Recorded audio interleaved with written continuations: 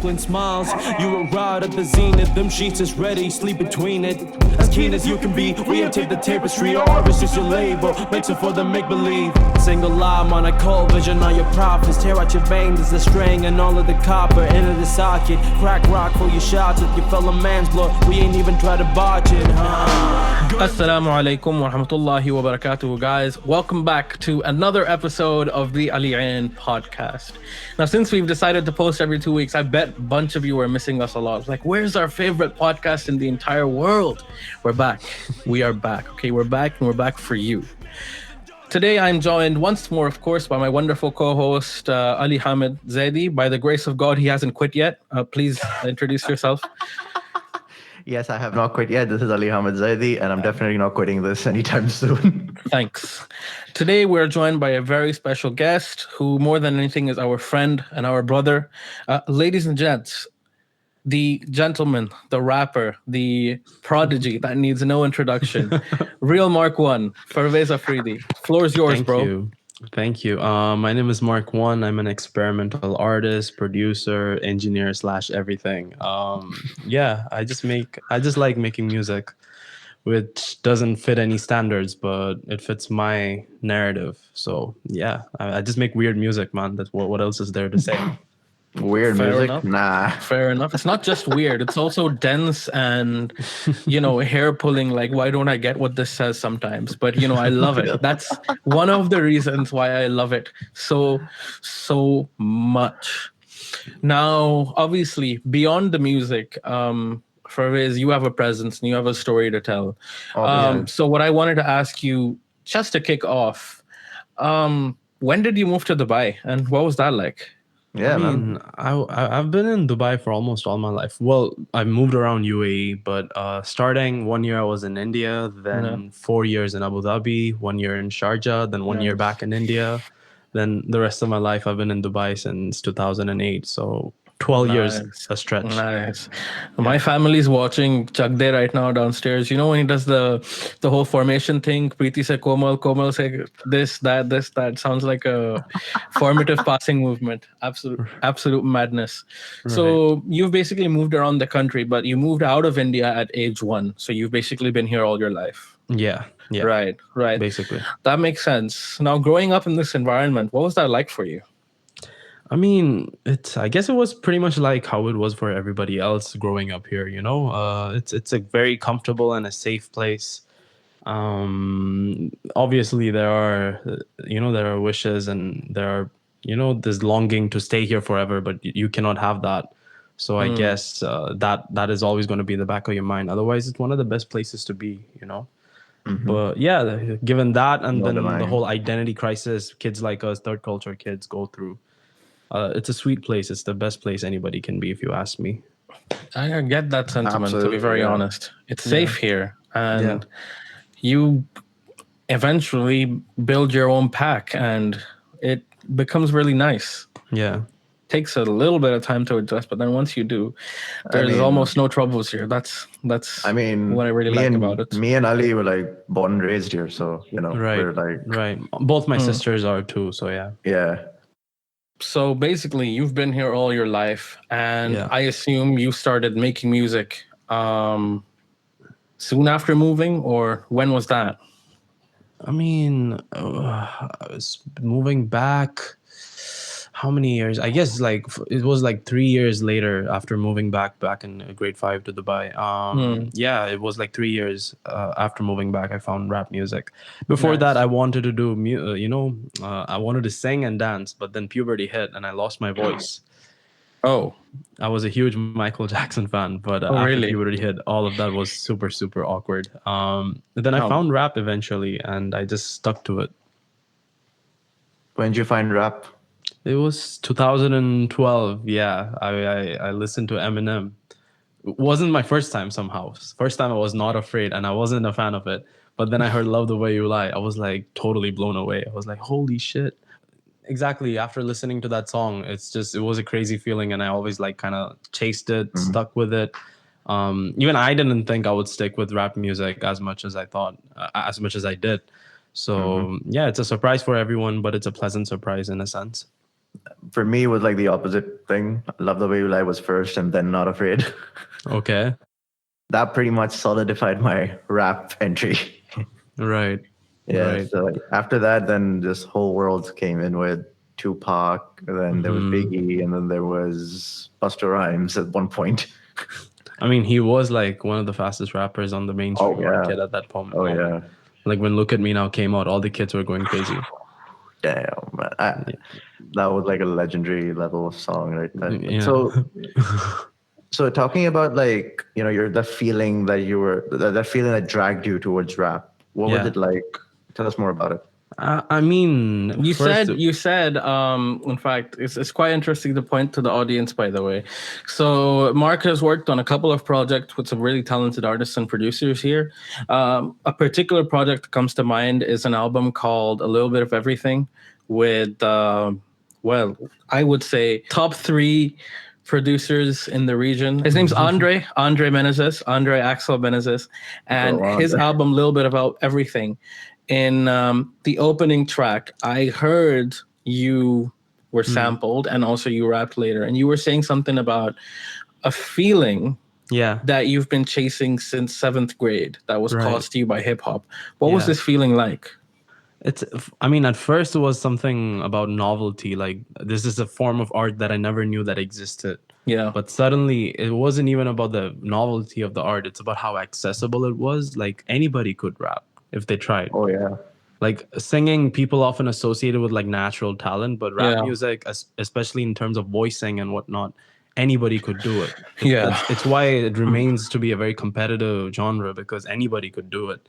And I guess it was one of the few things in life that I picked up, and I could say that I could do this without having to like claim I had this background or that background. Like, you're not meant for this, never applied in this music. So suddenly it became my voice, my weapon, and I just like, held on to it, went with it. So like, what sort of solidified it for you? The rap thing. I like I said, it's the accessibility and like how much you could say in very less. I mean, of course there's story writing, there's poetry, there's normal singer songwriter, but rap is the only form of art, like the most compressive form of art, where you can like say so much with just a few little words. Right. Yeah. Like I consider rappers to be the best writers across all kind of literary works, because they really put a lot of thought and like techniques and efforts to like make things flow and put a lot of content inside it. Yeah, we all should be studying rappers in English, man, not freaking I'm serious. I'll die by that statement. I agree with you. Yeah, I agree definitely. with you. I agree with you. I mean, I guess be it like any language at this point. Yeah. English, Hindi, Bengali, then there's freaking Spanish. No, like, don't get me wrong, I love poets, but I just feel like rappers are the new, like, they're the evolution of poets in modern day. I'd like to agree with you on that statement, especially since, there's so many fine lyricists that can just whip so much technicality, yourself included, out of God knows where. It's interesting to note. Like, personally, I sometimes struggle to understand why people underrate, especially lyrical rap, so much.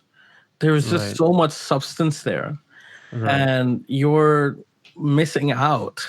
It's just my personal opinion. You're missing out. I mean, I guess everybody's missing out on something, but it's just a matter of taste, lowest common denominator, and whatnot.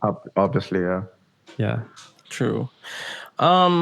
Speaking of, why did you adopt, I would say, very complex lyrical expression as your, I would say, subgenre of rap? Now, don't get me wrong, your subgenre is more experimental in terms of flows, in terms of beats, etc., which I really respect. But then your lyrics specifically, they tend to have this complexity about them that is, it's hard to replicate, to be very plain about it. And it's one of the things that attracts me most to your music. Everything else being the other thing. Right. So tell me a little bit about why you choose to make your lyrics so cryptic sometimes, because I know it'll probably confuse some people. Right. Right. I mean, I guess like knowledge, information, your opinions, your thoughts, all those things. It's very easy. I mean, like especially in today's world, it's very easy to get those things. Like content is free everywhere. All the books in the world, it's accessible in the palm of your hand. You have all that information. It's Oh basically yeah. information Yeah. overload. Ironically, when people say they tell me my lyrics are harder to decode. In fact, it's easier to understand in the long term because I'm always taking them step by step in terms of layering. There's an external, like, there's an overall layer of meaning of a lyric, and then when they learn a bit about me, they understand a little bit more deeper about it, and at the end of it all, it's something that reflects back upon them, like how it connects with them, right? So when music itself is about a journey, and I don't want the journey to just stop from point A of the song to the point B of the song. I want it to be something vertical from the lyrics as well, the meaning, layering of the meaning. So I just wanted to be a journey. I challenge myself writing these lyrics. I obviously want to challenge the listeners too. So Absolutely, yeah. I can So kind of see, it again, why you would yeah, make so that kind of decision. It's more of a lasting impact kind of thing, to be honest. Right. Like if your lyrics are meaningful, every time someone listens to it, they're gonna pick up something with the other. Exactly. Yeah. I used to have that with Eminem, Yeah. but then it was a lot more frequent. With your stuff, the stuff hits you so hard because, I remember having this discussion with you where you Yeah. explained the difference to me between depth Yeah. and between cleverness. There's a difference. Yeah. There's a Definitely. difference. Definitely. Eminem is very witty, Yeah. but he's not as deep as Lupe Fiasco, for instance. Exactly. So Yeah. tell the audience a little bit about that. I mean, I guess like sure, like at least in hip hop is more like a sport than a genre, if you ask me, because there are so many cool techniques, tricks, skills that you could employ as a lyricist, right? There is using the skill to like highlighting the skill itself, and then there's using the skill to convey a message very skillfully, right?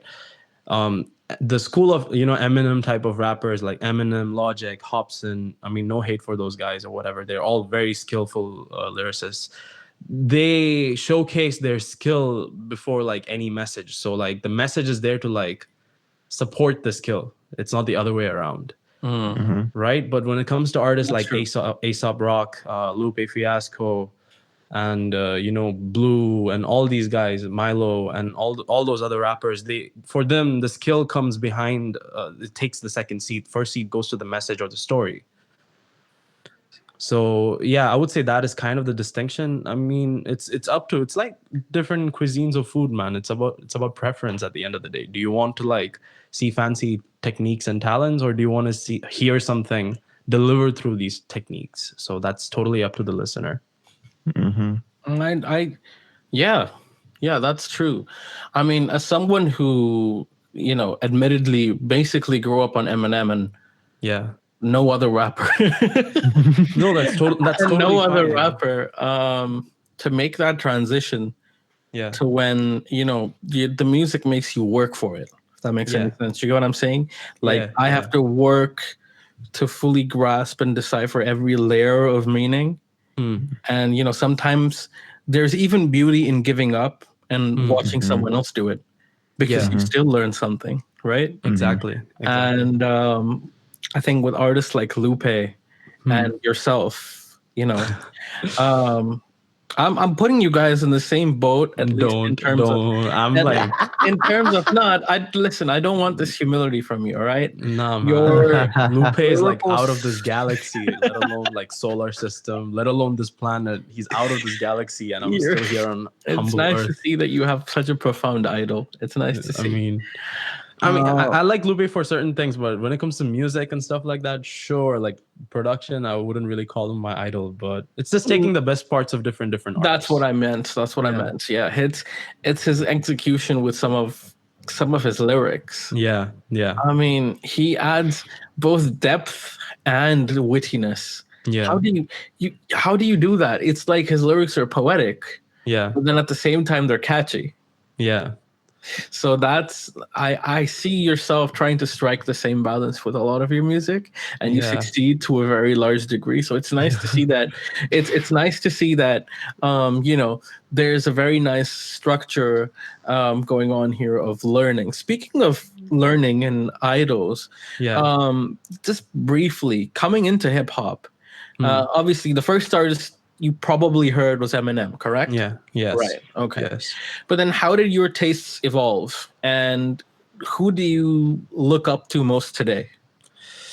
So I guess it started from obviously Eminem and the whole real rap phase. You know, Yeah. any kid on YouTube can go check Eminem comments and any Eminem Yeah. video is about like 0%, 0 women, 0 money, 0 gold diggers, 0 drugs, 100% talent. You know, that cliche. And I was that cliche for a long time. And then, you know, you start going to Eminem comments. You have people writing verses to his beats. Yeah. I was like, damn, okay. Yeah. That's how it is. So it's nice to have someone that visionary, to be honest. Like, if Right. you're inspiring people to write every day, I don't care what kind of music you make, you've made it. In my books, you've made it.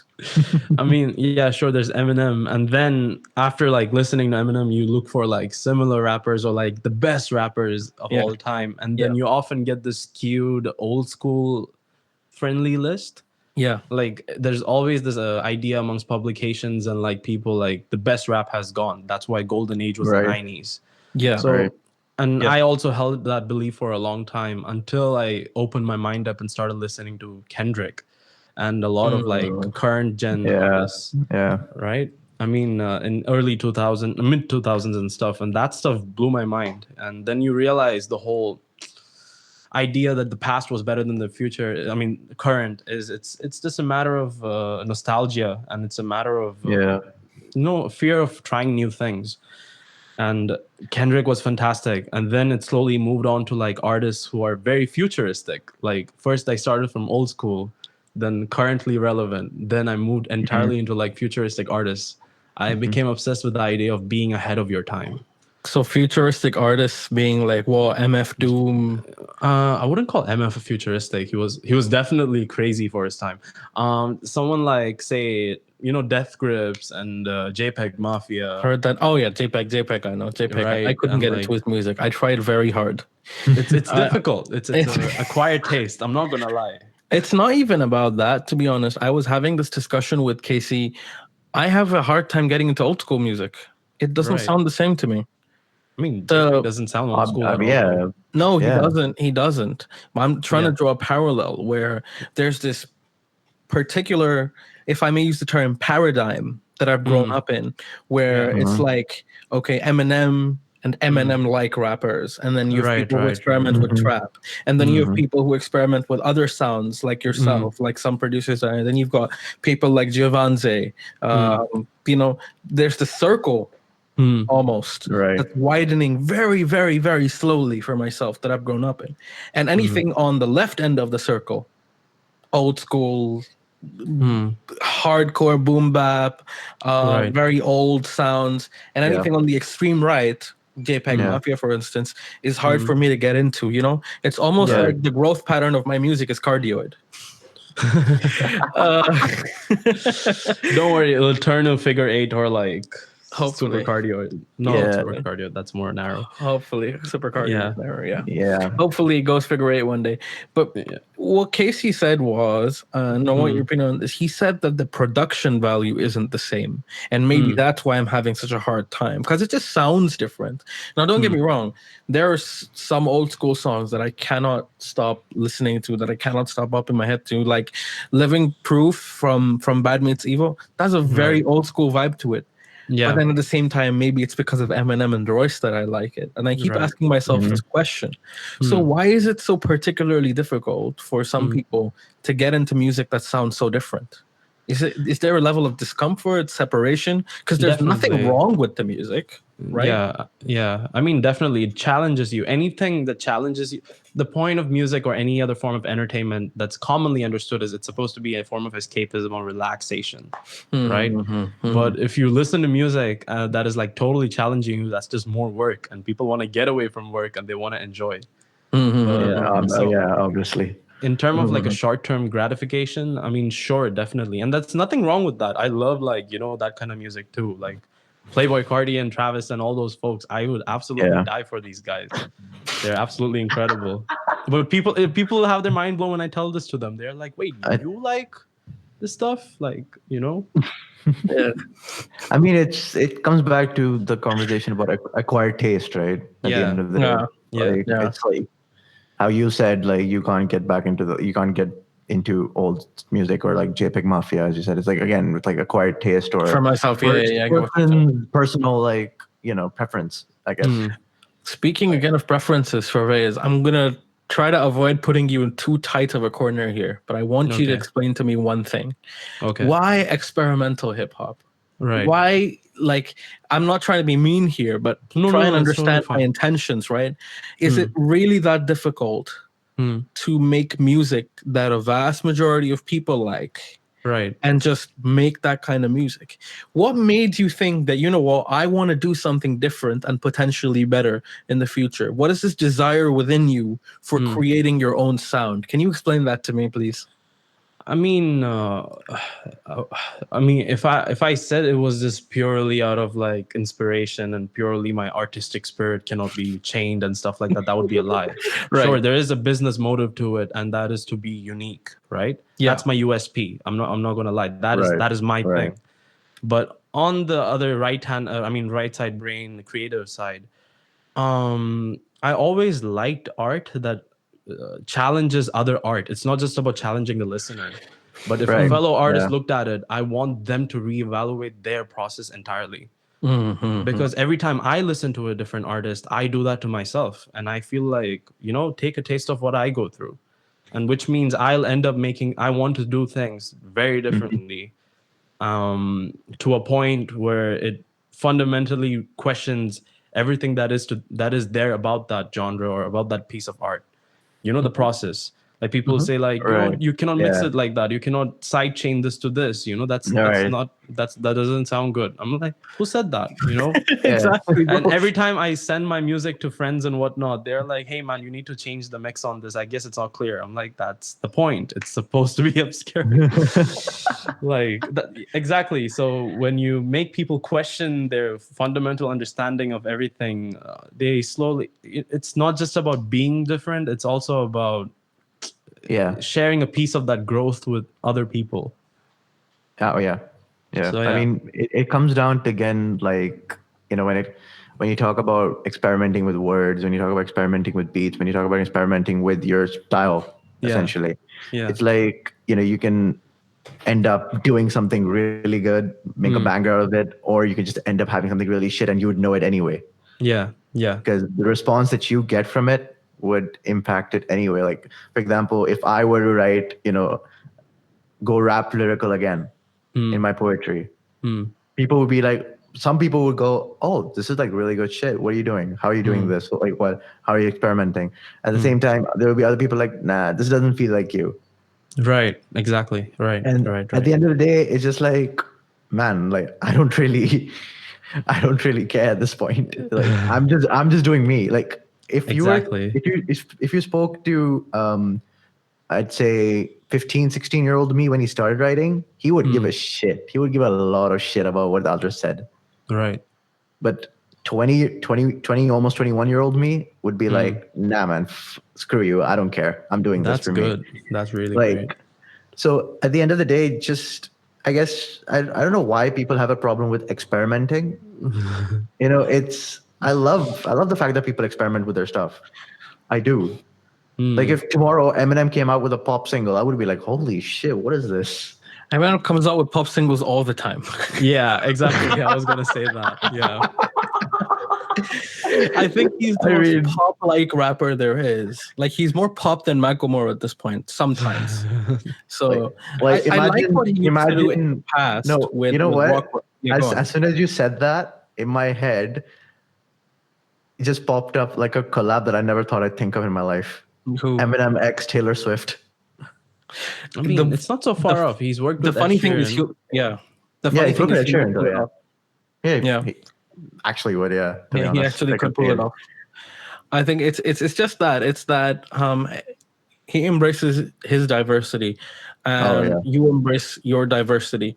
Now he's not as diverse as it used to be, but this podcast isn't about Eminem. This podcast is about Mark One, which is why my next question to you would be: I think you've eased out of the corner that I had you in earlier pretty well, which was why experimental. One thing that I want to ask you still though, like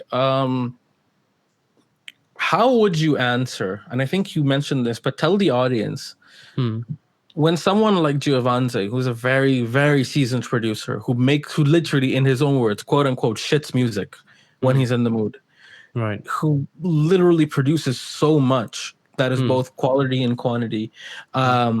When he says something like, why did Mark One mix your freestyle so low? Why is the vocals? Because I tend to mix very loudly. And I noticed this yesterday as well. It's like sometimes it's almost as if the lyrics are on the exact same level as the melody, right? So my question to you is, why do you do that? So I guess there's multiple ways of looking at it, but Yeah. number one, I would say is I'm not just a rapper, I'm a producer too, right? So it's not just the lyrics that carry my spirit, it's every single sound that is in there. And often I have a tendency to like value them just as much as the lyrics. Like I want people to pay equal attention to the small, the glitches, the small snippets of sounds that I insert in every little pocket of the sound of the track. I want people to listen to that, but like like lyrics are important, absolutely. That's what I call myself number one. But since I am a producer as well, and the sounds also carry a lot of context and meaning, I like to think them as like equals, but I would be pretentious to say that is the case every time. Sometimes I just mix I just make mix mistakes, and that's just common. It just happens. Yeah, it's like making mistakes is like a normal thing at the end That of the happens. day. That definitely happens there. And It's something you really can't avoid at the end of the day. I mean, you could if you were with the right ear and training and the equipment and whatnot. But I'm trying to get there. Eventually, I'll find the perfect balance. Yeah, And sometimes the balance yeah. is off, and I'm Cool. okay to live with that failure sometimes. Oh yeah, like at the end of the day, it's like the mistakes. At the end of the day, the mistakes are something you learn from. Yeah, exactly. I mean, I make a heck load of mistakes at times with my writing. Right. Yeah, like it just ends up being this sort of I say it's like something I don't notice while I'm writing, because as Ali talks about Giovanni shitting music when he's in the mood, I shit out pieces when I'm in the mood. Like right. I'm like writing 10 to 15 pieces a day if I'm in the mood. And they're like ranging from 25 lines to 30 lines at times. So like like that whole, then when you're in the mood and you're just in the flow, you just don't care about the mistakes. You just write. Yeah. And then you just want to put that out at that moment. But then later on, when you reread it, you're like, oh shit, I missed this out. I missed that out. But then at the end of the day, it's just like passion. Yeah. Passion just strikes you at that moment of time. And then you're just like, you know what, screw it. Let it be it. Like, let the people see the mistakes. Right. I don't really care what they think about it at the end of the day. It's just like, me being passionate about what I write.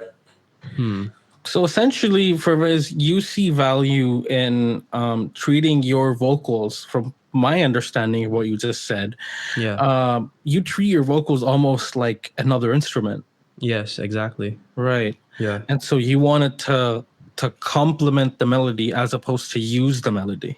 Yeah, exactly. Is that like, listen, up and coming rappers, we're in the U.A.E scene. Up and coming rappers, y'all's best have your notepads out right now. Take notes. It's not really revolutionary or new. Kanye has been doing it since day one. Like, true. This is what set Kanye apart from everybody else, because he treated his voice like an instrument. True. And yeah. There was a point where I didn't understand the difference. So I remember when I was in the process of, and when I mean in the process, when I was literally in the building at Murdoch, I think this was before you'd graduated, had gone for an open mic. And Giovanni promised me to send me a clean version of my instrumental, and I had a few minutes left, and he mixed too loudly. So I was like, bro, you need to like shuffle this around a little bit. So he did, and he sent it to me, and he said something to me that I thought about for a long time. He said, bro, the sample that you sent me, I didn't treat it like a sample, a vocal sample. I treated it like an instrument to make it sound better. And now when I go back to it, when I hear Greta Thunberg talking in line with the instruments and with the echo and with the same percussion and the same mixing that he applied to the instruments, it makes so much sense. Because I was like, this is complementing the sound. It's driving it forward, as opposed to rapping over. You don't rap over a song. You rap on a song. You rap in a song. Exactly. I see it now. That's very interesting. Yeah. Speaking more about interesting points, one more thing before we jump right into Heavenfall EP, out now, by the way, guys. Yeah. You said that you grew up on battle rap to an extent. Yeah. What was that about? Can you tell us?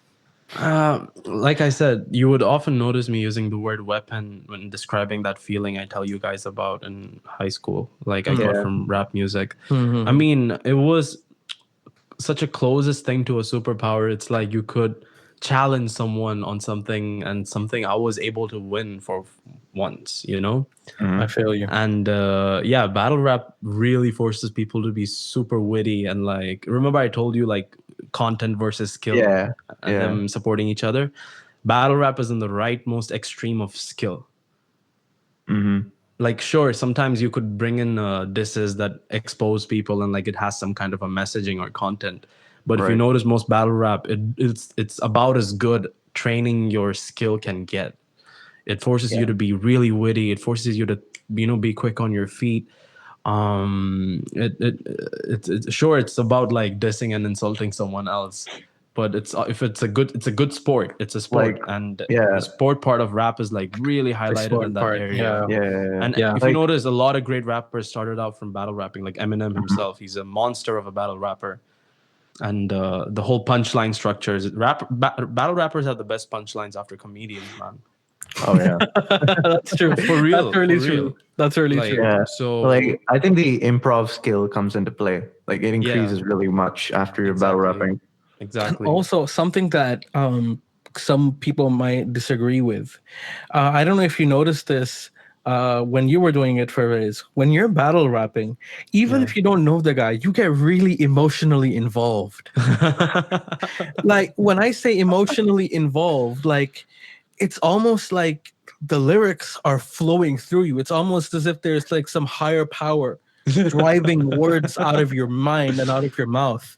Like, there was this once, and I've told no one this. I'm never going to release this track. If I record it, I'll send it to you two, probably no one else. So I've written a diss track. It's a very, very long diss track. Like, if you think Black Box, White Box is long.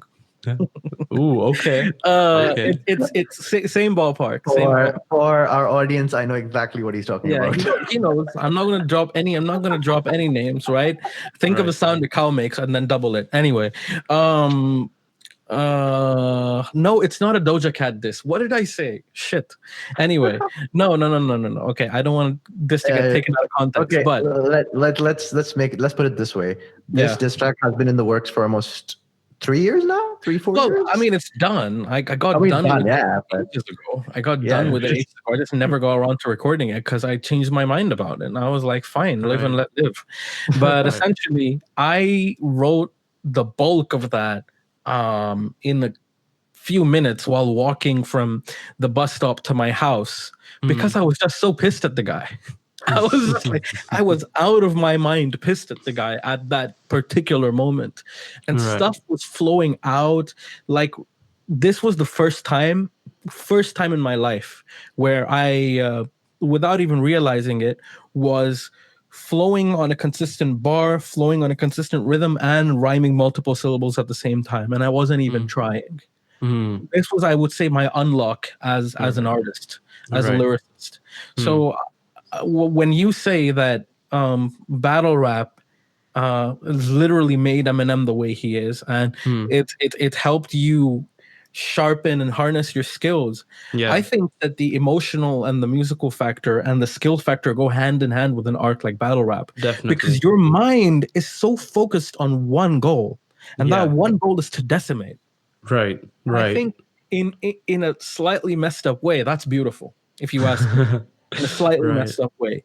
It's why martial arts is called arts at the end of the day. Yeah. It's about Yeah. fighting, right? It is. There's It a is. beauty to it. Yeah. It's about fighting and conquering, but then the movement, every movement along the way. Yeah. Yeah. I totally get what you're saying.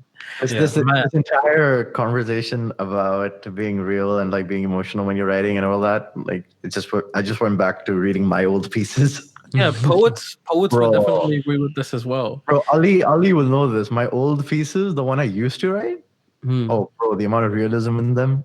They was literally all just like deep pure feelings. And it's really funny. It's funny how we're talking about one of the most violent forms of rap, and yet we see so much. It has so much emotional, so much internal value to offer in a weird way.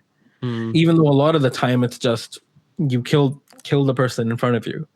I think it's more about how it makes the person feel, as you said. Right. How I feel as a person when writing something like that, it definitely plays a role. Now there is another thing. Let's just dive a little bit deeper into your music, into your discography for a moment. Yeah. Your first album was called Terabithia EP.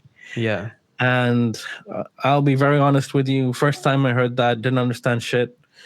I'm being real. I was like, the first question I had in my mind is this rap?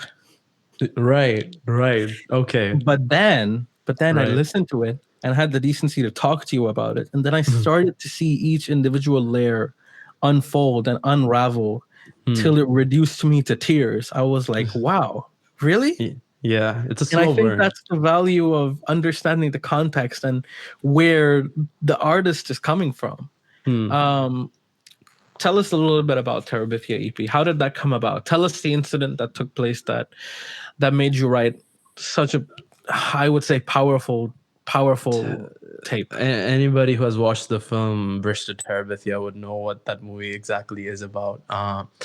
I had a friend, his name was Daniel, and he was in grade 4. It was 1 year I was in India, right? Man, shit happens in India.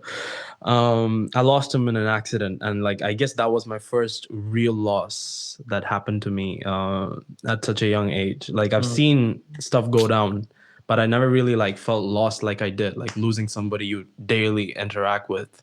And the concept of death at that age, it really kind of like left a mark on me. And coping with that, no pun intended, but coping with that was quite the challenge. And often people cope with like things like that through denial, right? A huge part of it is denial. In fact, the first response is denial, and I guess I never really processed that through that denial. Terabithia EP is about like a made-up heaven, a pseudo heaven, or like an imaginary place where I still never let go of that person, and I kept that person with me in my mind. And at the end of it, I'm falling from this pseudo heaven into back to reality, because there's only so long I can hold on to this one person and deny, emotional availability and like vulnerability and intimacy to the people that are here in front of me, right? My friends, my family. So that's kind of what like the story of Terabithia is, like, being lost in that world, then, recollecting memories, seeing what they, recalling how much they were worth to me, and eventually saying, you know what, I'm ready to let go. It's very ironic, because I would say Terabithia as a whole is the definition of creating your own world. Yeah. And, it's almost like building a house around you to isolate yourself from everyone, so you can grieve and you can open up, and so you can let your emotions flow freely. Yeah. And the reason I say it's ironic, because in the most hellish circumstances, your first instinct was to create a heaven around you. Right. And I think that's beautiful. Wow. Even I didn't think of it that way. That's crazy. I think, having heard your most recent tape, Heavenfall, It's that's what it was. I mean, ladies and gents, give this album a listen, and even if you don't understand the lyrics, shut your eyes and let the sounds take you on a journey through this beautiful struggle. It's a beautiful pain almost. I would like to say. On the topic of beautiful pain, no pun intended. Shout out to Sia. Shout out to Eminem. Your third track, Sunflower Moonflower. Yeah. That was the first time. That song was the first time. Right. When I understood what deep music is and what clever music is. When I started to read the opening lyrics, like just sit and read because I was bored, and then play it on my headsets. It was tales that I could tell, pales to comparison, sails of a boatman, fails to count his riches, swim across those murky waters, meet you by the bank. If he comes chasing for you, plant the arrows at his flank. Tell Atlas he can take his leave. I have practiced weighing time when I grieve. If I go down your path, I'll need more than 4 records. And I don't remember the rest. But all of this is off the top of my head. And it's off the top of my head because it was ingrained into the top of my head. Not by repetition, but by feeling. Yeah. Now with these lyrics, it was a story. It was a story. And if I could summarize for the audience, it was a story of you're talking to your friend and you're saying that no amount of pain or grief that I've experienced in the world that comes close to the story of your passing. And then when the ancient Greek mythical boatman, and guys, I want you to take note of the depth here, right? When the ancient Greek mythical boatman comes to take you across to the afterlife, I want you to jump off the boat, try swimming back to me, and coming back from the edge of afterlife. And the thing is, I was thinking about this a bit more. The reason it's so beautiful is you make mention of suicidal tendencies and your own unsureness as to whether or not you wanted to continue living at the time. Yeah. Because when you say, and I quote, swim across those murky waters, meet you by the bank, what you're saying is that you yourself are at the edge of life and death. Yeah. And so you either want your friend back or you want to dive in, right? Yeah, exactly.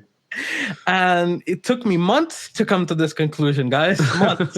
But all in all, what you're hearing right now is peak Ali Adhan. It's fangirling. It's fangirling. There's no better word for it. I'm like really grateful for this. Like wow. Like not a lot of people get it, but you got it to the T. It hit all of a sudden. And of course he concludes with, tell Atlas he can take his leave. I've practiced weighing time when I grieve, saying that the I believe Atlas was an ancient Greek deity, or he was a titan. Right. Who was punished by the gods in Olympus for he was basically sentenced to holding literally the world on his shoulders. The weight of the entire world on his shoulders. Yeah. It's funny because there's a show that I used to watch a lot. I think it was Chowder. Do you remember Chowder? Yeah. And there was an episode in Chowder where Chowder is talking to a Greek-looking individual with the entire world on his shoulders. And that was my first exposure to Atlas. Right. And to say that the pain to you is heavier than the weight of the world. I mean, do you need a hug?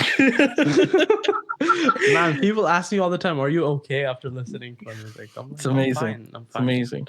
But guys, Terabithia EP, I just wanted to give you a taste of Mark 1. Please don't take this in the wrong way, of what Mark 1 is all about. Go check out the album for yourselves. Maybe you'll reach conclusions that I could only dream of. Right. Now, coming out of the fantasy of Terabithia and out of the heaven, you fell to earth, didn't you? Yeah. You fell to earth. Yeah. And that gave way to Heavenfall. Yeah. What was your philosophy behind, first of all, making a sequel, and second of all, making a sequel as scary, for lack of a better word, as Heavenfall? A lot of it was very, very circumstantial, if I have to be honest. Well, I always had it in my mind. I'll definitely revisit these EPs, or I'll make a sequel eventually. and I had like other projects, juggling and floating around my workflow. But Heavenfall like just took the cake in terms of priority because 2020 is Heavenfall.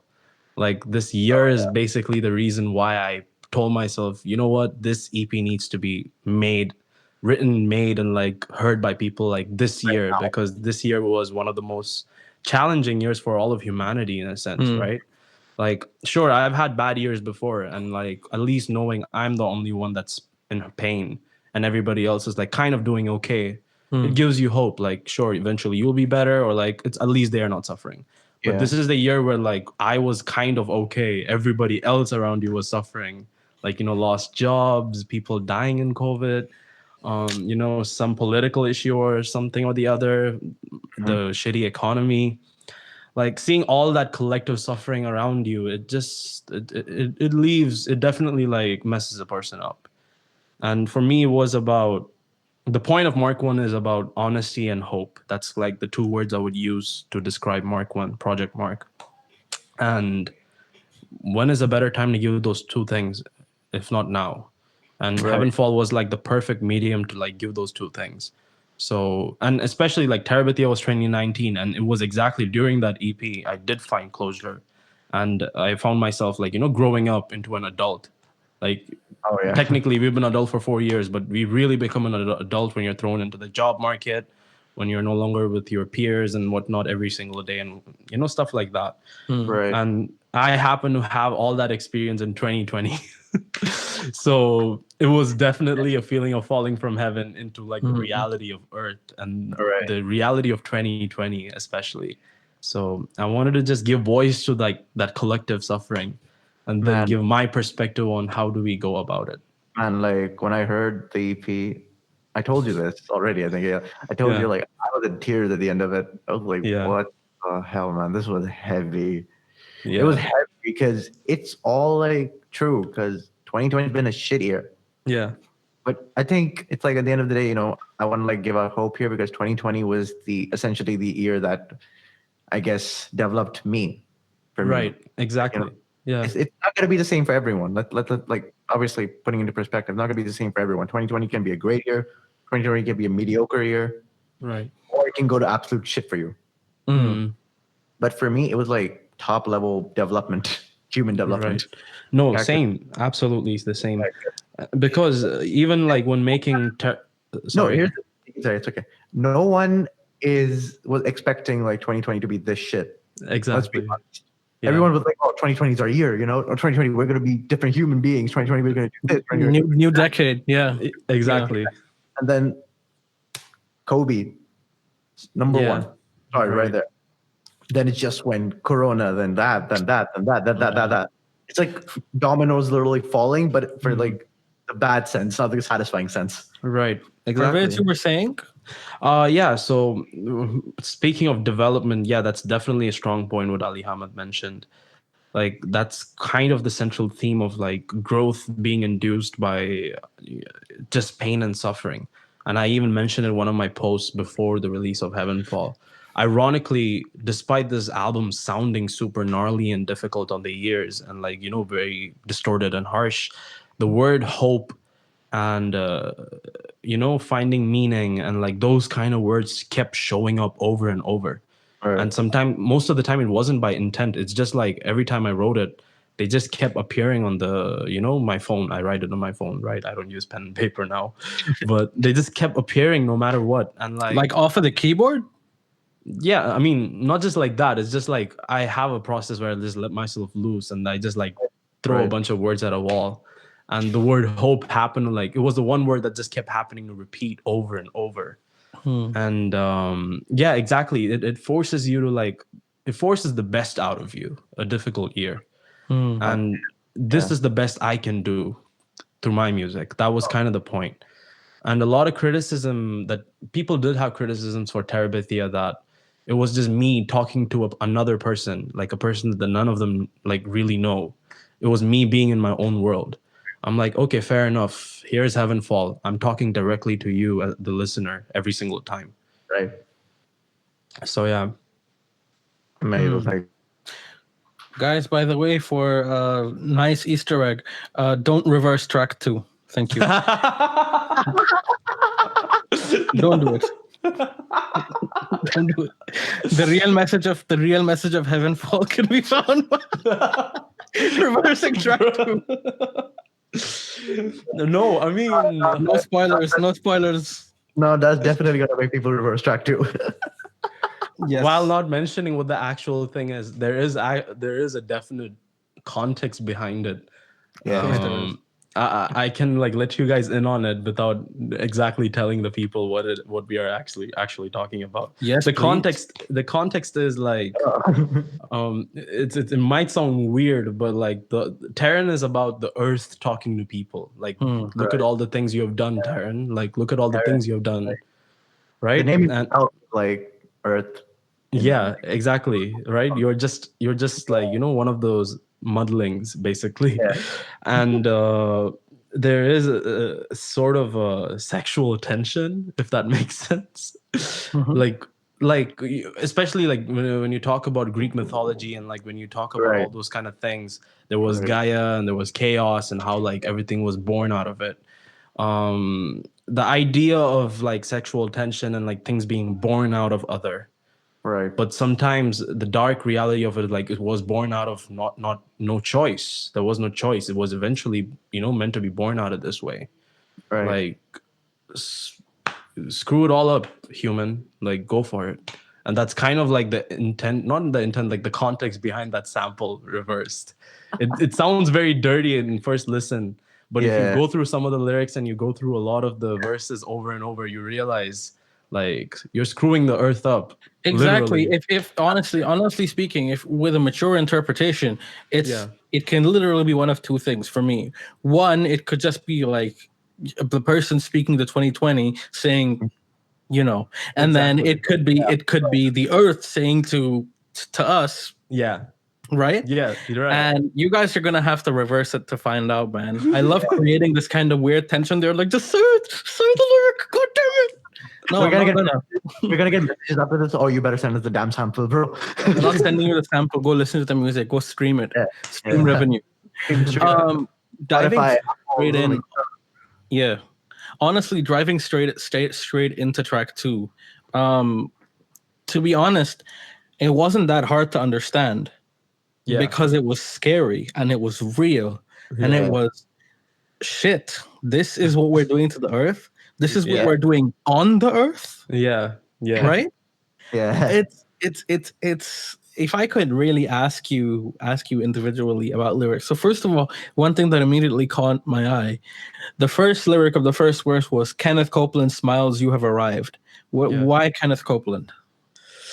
Okay, all my Christian friends, I don't know, audiences, they might be offended. Kenneth Copeland is a preacher. He's one of those tele-evangelists, those billionaire preachers with like private jets. I did a bit of research. Yeah. So for me, actually starting that song, like I usually, the workflow for this album was make the beat, then write the lyrics. Once I made the beat, I wanted like the most messed up image to first appear in the person's face.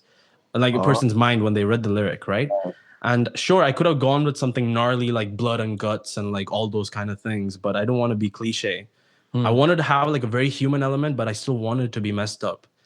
For me, Kenneth Copeland is a representation of like commodifying and selling hope and like meaning to people, like some sort of this commercialized connection to God, right? While the life behind, like, the preaching and everything is totally messed up. It's a lie. It's a hypocrisy, right? What can be more messed up than like selling that to people? Oh, damn! I never thought of it that way, but it makes a lot more sense now. Honestly, I thought you picked it because Kenneth Copeland's smile is creepy. It is creepy. Exactly. That's another thing. It does look creepy. And the long and short of it is he has a very, very long, very wide jaw, and so when his eyes are super, he's literally smiling from ear to ear, and his eyes are super like, it's a creepy smile. Yeah, and like I could have chosen any other person's creepy smile, but Kenneth Copeland fit perfectly there. It did. If you notice, there's more allusion towards false prophets as the verse keeps going. Single eye, monocle vision, talking about like Dajjal and Antichrist. Like, oh, that's what you went by, single eye, monocle vision. Yeah, all your prophets. And that's why I started with Kenneth Copeland. I went down in that line, like the earth talking to people. There are things you could have just could have been, but you chose to listen to these people as your prophets, and this is what you have done so far. Ladies and gents, please note the levels. The first level is Kenneth Copeland. The second level is Kenneth Copeland's smile is creepy. The third level is what Mark One just said. False prophets, yeah. Yeah. It's mind blowing. It's mind blowing. If I may ask you about another lyric in particular as well. Yeah. We're just trying to break things down a little bit to make it easier for. Honestly, I would say this is the easiest song on the album to understand, guys. Without too much effort, you're gonna see what is being said, where it's being said, and it is by far the catchiest song on the album as well because of the hook. And now that you've told us that this is basically the earth talking to the person, every lyric makes more sense. Yeah. It's not you making the accusations, it's the earth making the accusations. Yeah, like I don't like doing the preaching to people. Like if I'm against preachers, it would be hypocritical of me to like preaching to people. Like these are things I feel the earth would have told me. It's objective. Everything you've said on the song is an objective reality. The seas are being poisoned, the ground is burning. We are, unfortunately, and this almost brings tears to my eyes when I say it, honor did kill the brown girl. It did kill the brown girl. There is no denying that as a race, we've become so self-centered in getting what we want, right, that we will damage and harm anything that gets in the way, even if it's our own families. Right. There's just so much. There's just so much I could talk about, to be very honest. There's so much I could ask you about. Tell me a little bit about, Giovanni describes it as random screaming. Right. Why in parts of the album have you decided to scream out the lyrics? We can start out by what I just mentioned. Like, it's a very great question. They're actually super, super deliberate in the sense. Like, in Terabithia, one thing I personally noticed room for growth was like vocal expression. Like the lyrics were very expressive and vivid, but my voice itself was like a narrator's voice. It was neutral throughout the time, in a sense. Like the variability was between the speed of saying things. Like there were fast verses, then there would be normal paced verses. This album, I wanted to like really show the intensity of some of the things that I wrote, like how it truly made me feel. And it's crazy that people come to me, like you guys and like some other folks, that tell me like some of the lyrics brought tears to my eyes.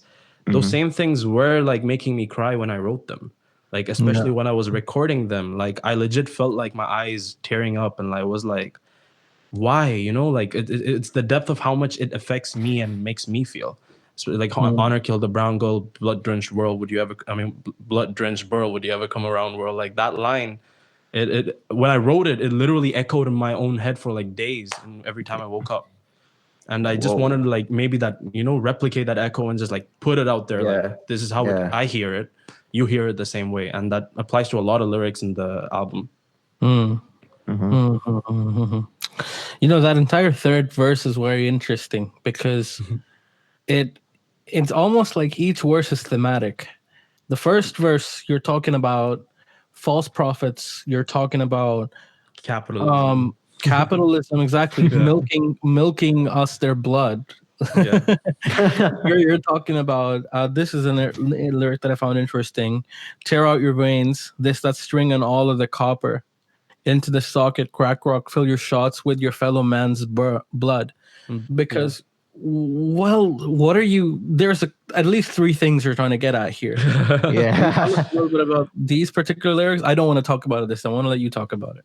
I mean, that lyric, especially like, the aim was to, how do I First of all, it sounds a lot like Mural. Yeah, I mean, the point is, if you notice, why there are a lot of glitches and like these kind of digital artifacts throughout the album is, I do have a beef with the internet. I do have a beef with social media. like it has somehow connected all of us and somehow made at least me feel, I don't want to be one of those cringy boomer people, feel like very far away and like disconnected from humanity in a sense, right? And like the amount of like, the craziness goes behind like internet relevance and like social media clout and whatnot, like how much people mess themselves up for it. Might as well, like, sure, we are all connected via wireless, you might as well like pull out the freaking copper wires that connect us physically, the internet, connect it to your veins and like screw yourself over. I know it sounds very childish to describe, but like that's kind of the image what I saw, like how obsessed we are with this idea of connectivity, but somehow we lost the single human connection that we always wanted, right? There really wasn't a more poetic way to describe it. How I see fill your shots with your fellow man's blood. If you look at the listener's interpretation, I think you'll agree that you expect your listeners to have different interpretations. Right, That's why you definitely, write your lyrics absolutely, like this. absolutely. Yeah. The way I see it, you're saying that as selfish as you've become, you might as well literally use the blood of your fellow men to get high at this point. Yeah. Literally. And that's definitely a thing, especially, well, that's two things. One, since I'm also talking about capitalism, it's all from the perspective of like a capitalist, like labor is blood. Right. And we've seen, especially like a lot of these developing countries, we've seen life lost to like construction sites. We've seen life lost to like industries and whatnot, all because these people wanted to make money and they died. Right. So these people are like literally milking their blood. And from the perspective of social media, like this whole influencer culture and vicariously living through other people. Right. We're living through other people's like, efforts and earning, and the Schadenfreude, like other people's suffering, other people's joys.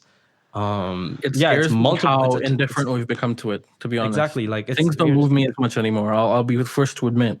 I don't feel as emotionally impacted by things anymore, because living in this world is numbing, man. Yeah, it numbs you. You've got no choice.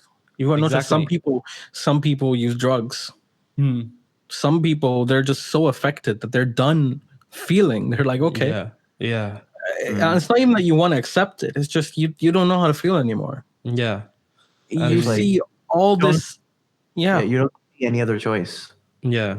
Like, I mean, I'm a very empathetic person, like sensitive, empathetic. So I do still feel, but it's just like at this point, I've become selective about what I want to feel. Right. Like, sometimes there's this point in your life where you're just like, okay, you know what, screw it. I can't bear facing, negativity, or I can't bear facing this, sad trauma or something. I just want to get rid of it. I like how it all comes in a full circle at the end, and it says like, okay, because we've been living through the internet and through other people and social media, at the end of the day, your best option, seeing as how much bullshit there is on social media and how much knowledge you're aware of what's going on in the world, your best option is to disconnect. Exactly. Yeah. I mean, like for me, right, it's just like I'm numb to the news at this point. I don't even look at negative shit anymore. That's sad. It is sad. I really can't. If I'm like being consumed, like if I'm consuming that content 24/7, which is so negative, so something I don't want to obsess over. At the end of the day, it can become fatal for me. Right. I just cut off. Like, it's probably why I'm very like, I think a lot of people have come to me about this as well, and they've been like, why don't you talk about world issues anymore? Bro, are you looking at it? It's the same bullshit you see on Instagram. It is messed up. Snapchat was, bro, I was like done with Snapchat. It was way too toxic for me. I was like, no, I'm done with this. And then Instagram, I was like, okay, I'm like first few months of me being on Instagram, I was like, fine. Because it wasn't that, I'd say, impactful or anything in my life. I wasn't caring because I was just on Instagram to write. Right. Like I was posting, I was writing, I wasn't really giving a shit about what was going on. But then once I made a private account, and then I started following friends, I started following like news sites, I started following all these celebrities and everything. I'm just like, bro, I can't live like this anymore. Right. That's totally fair. And that's why, like, exactly after the hook, the bridge kind of like goes, state your business, do it, leave. The word leave gets repeated over and over and over again because people caused all this and you cannot cope with it, so leave. Exactly. Right. Yeah. Right. Exactly. State your business, do it, leave. Rake your profits, be the prophet, use it, leave. I see the wordplay there. Yeah. Rape the land, sow your seed with hubrisly. You bake the planet, shit the seas. You should leave. According to Right? me, So you're basically, saying be as selfish as you like. At this point, it's the reason it's sad and the reason it makes you want to break everything and tear your hair out is Yeah. because it's literally the earth giving up. And Yeah. it's like, fine, abuse me and get out of here. Die. Yeah. Literally. That's the end of it. Along with the earth perspective that you said, I had like this perspective when I listened to it and I was reading it. I was like, holy shit. He's like, okay, do your shit, fine, but just don't mind your own business at the same time. Right. It's like, don't, like, that was my take from it. Like, stage your business, leave. Rake your profits, be a profit, use it, leave. Rape the land, sow your seed with hubris, leave. Bake the planet, shit the seas, you should leave. If a chance was given, you would leave, please. Like, that's like, fuck you and keep your opinions to yourself and let me live my fucking life. It's I like interpretations, because man. the earth, it's almost poetic because the earth is telling you, Exactly. do what you need, but for God's sake, stop harming other people. You're destroying me. Do what you need to do and get out of here. You know what I'm saying? Because the destruction, it's like shrapnel. Even though you're shedding the seas is killing people. Yeah. That's just one example without going too deep into it. Yeah. And it's a vicious cycle. It's really a vicious cycle. Yeah. But yeah, guys, be sure to check out this album. There's a lot more to it than what we've been able to present. To put it into context, this entire last 20-25 minutes of discussion was one song. There's 5 of them. By the way, guys, you know me. I'm a huge Mark 1 fangirl.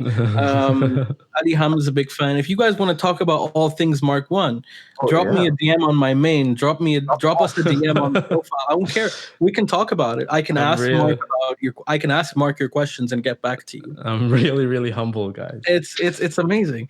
And with that, ladies and gents, I think we've been able to give you a taste of what this album is about, and really that's what I wanted to get across from the podcast. Mark, thank you so much, so incredibly much for joining us today. My pleasure. Ladies and gents, Terabithia EP and Heavenfall EP recently has come out. These are Mark 1's flagship projects. To quote Mark 1 on his own words on Heavenfall, the very definition of a magnum opus. Real humble. Go stream it like crazy. Let me know, let Ali Habib know, let us all know if you've got any questions. You can message Mark 1, you can message me. We'll be back to do this again real soon. This has been your host, Ali Adnan Rada, and your co-host, Ali Hamid Zaidi, signing off. And our wonderful guest, Real Mark 1. Bye. Signing off, sending peace and blessings your way. Wa alaikum assalam wa rahmatullahi wa barakatuh. Spilling guts from the belly of the beast. You can feast on me or the machine, but that's a reach. They eat blacks for a killer, not curry, munch and feed bass to my children. Baby boys might have dead on the shore. Rest be assured this is short and circuit on the floor. Ought to kill the brown girl, blood drenched burrows. Would you ever come around, world?